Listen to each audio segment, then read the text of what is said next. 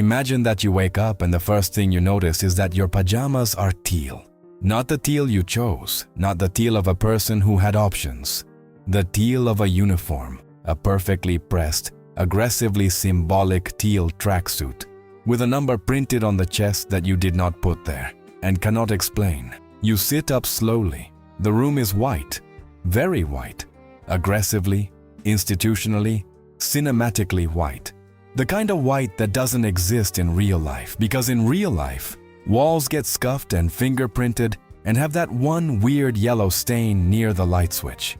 This white is deliberate. This white was approved by a production designer. There are other people in the room. They are also wearing teal. They are also waking up slowly, looking around with that specific expression that actors make when their character is confused, but not so confused that they forget to look attractive. Nobody has bed hair. You reach up and touch your own hair. It is perfect. This is the first sign that something is deeply, structurally wrong. You stand up. Your legs work fine, which is more than you expected given the circumstances. And you take a few steps toward the nearest wall. It is smooth.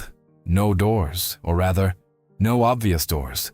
The kind of doors a normal building would have with handles and hinges, and a reasonable expectation of leading somewhere useful. Somewhere behind you, someone clears their throat in a way that sounds rehearsed. You turn around. A man in his 50s is standing with his arms crossed, staring at the middle distance with the weight of someone who has a tragic backstory that will be revealed in episode 4. You say, "Do you know where we are?" He turns slowly, so slowly that you can practically hear the dramatic string arrangement underneath it. And he says, "We're all here for the same reason." You wait for more. There is no more. He turns back to the middle distance. This, you realize, is a man who speaks exclusively in lines that sound profound, but contain zero actionable information. He will be very important later. He will also, statistically speaking, not make it to the finale. More people are gathering now, and every single one of them is doing something visually interesting. One woman is holding a photograph and pressing it to her chest. A younger man is nervously clicking a pen that appeared from nowhere. An older gentleman in the corner is eating a hard-boiled egg with the focused, spiritual energy of someone who knows this might be his last meal. You watch him eat the egg. He eats it like it means something. You think, "I do not know what the egg means, but the show knows what the egg means." Then the music starts. Not real music, not music you can locate or explain, but music that is simply there, present in the air the way a feeling is present. A slow and delicate and almost childlike melody that is somehow the most threatening thing you have ever heard in your life. Tinkly, careful, the kind of tune a music box plays in a nightmare. Everyone in the room stops what they're doing. The man with the tragic backstory actually closes his eyes. The woman with the photograph grips it harder.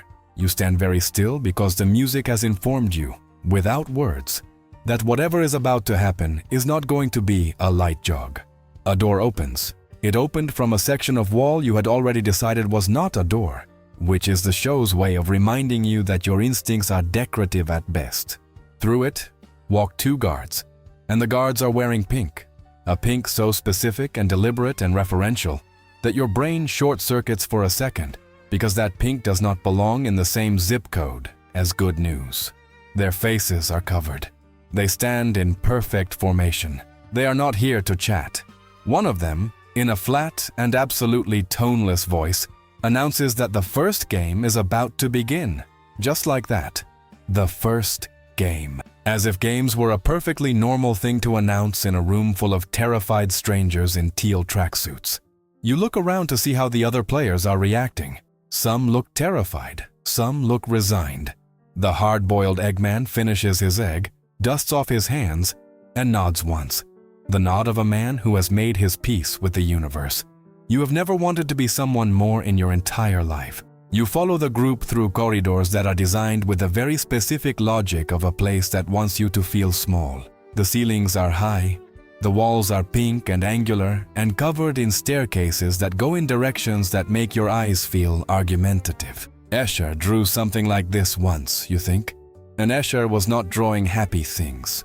Somewhere in the ceiling, a camera tracks your movement, and you know this because you can feel it.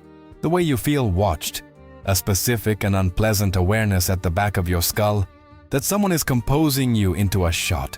You decide, as a rational person, to try to talk your way out of this.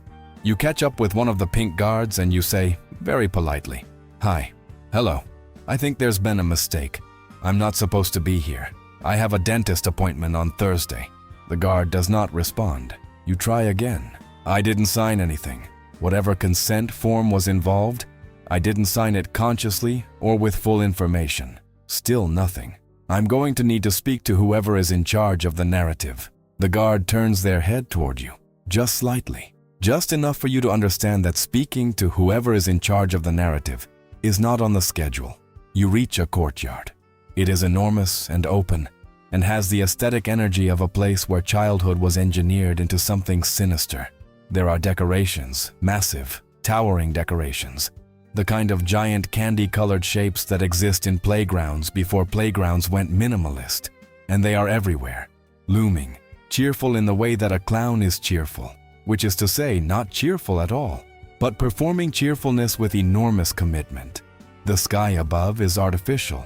You can tell because the clouds are too evenly spaced. Real clouds are chaotic. These clouds were placed by someone. The game is announced. It is a simple game. Everyone knows this game. You played it as a child in a version that was fun and low stakes and involved no structural consequences whatsoever. You look at the field. You look at the other players. You look at the giant doll at the far end, which has the eyes of something that chose to be terrifying. And you think, this is the moment. The one the show has been building toward since the teal pajamas, since the music box melody, since the egg. And you think also, the people who make this show are extraordinarily good at taking something innocent and making it feel like a philosophical problem. You stand at the starting line and you feel, with absolute clarity, that there is a camera on your face right now, doing a slow push-in, trying to capture the exact moment where fear becomes resolve. You think about what your face is doing. You try to arrange it into something that reads as determined, rather than completely unhinged. This is harder than it sounds when what you actually feel is a very pure and honest and justified panic. And then, you think something that surprises you. Something that cuts right through the fear and the pink guards and the music box and the symbolic egg and the artificially spaced clouds. You think, everyone in this story is here because the world outside was already a game they were losing. The debt, the desperation, the grinding, invisible pressure of a life that costs more than it gives back. The show dressed it up in teal and pink and giant dolls. But the story was always about what happens to people when the system runs out of mercy before they run out of need. The music shifts. Something swells. You are having a moment of genuine, unexpected, inconvenient emotional depth in the middle of an absurd situation while wearing a number on your chest. And the camera, the invisible, omnipresent camera, is absolutely loving it. The doll's head begins to turn. You run. Not because you are brave. Not because you have a plan. Not because you looked at this situation and made a strategic assessment. You run because the alternative is standing still. And the show, the pitiless, genius, meticulously crafted show, has made absolutely certain that standing still is the one thing you cannot do. Behind you, somewhere, the hard-boiled Eggman is also running. And for one wild and perfect second, you think, at least we're running together. At least in this completely unhinged narrative circumstance, in this teal tracksuit, on this fake sky afternoon, there is one man who ate his egg with dignity and is now sprinting beside you like it was always the plan. The melody tinkles on. The camera pulls back to a wide shot. You are very, very small in the frame. Roll credits.